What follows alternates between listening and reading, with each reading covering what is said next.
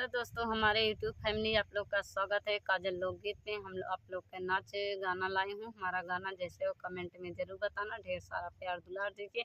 हमारे चैनल पे नए हो तो प्लीज़ आप लोग सब्सक्राइब कर दीजिए। चल रहे हैं गाना सुनाने, फुल आवाज़ में सुनना हमारा गाना। कोयरिन बेचेले करे मुआया मलाई ना लेती ना, कोयरिन बेचेले करे मुआया मलाई ना लेती ना।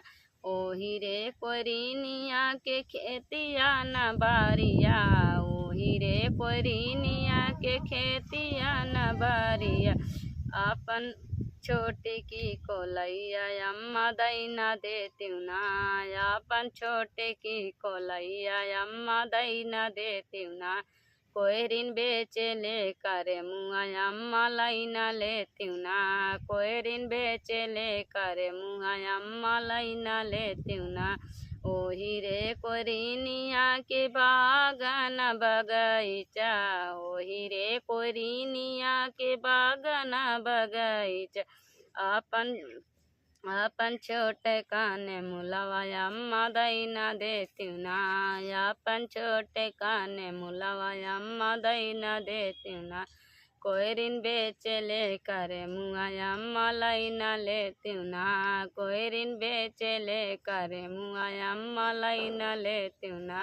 ओही रे कोरिनिया के गैया ना भैंसिया, अपन छोटे की पाड़ियवा अम्मा दैना देती ना, अपन छोटे की पाड़ियवा अम्मा दैना देती ना।